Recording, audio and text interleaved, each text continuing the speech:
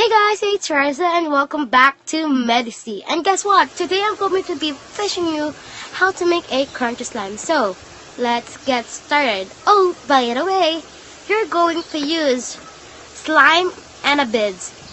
Pom-poms also make a crunchy slime. So, please like this video. First, get the slime. I choose the pink ones.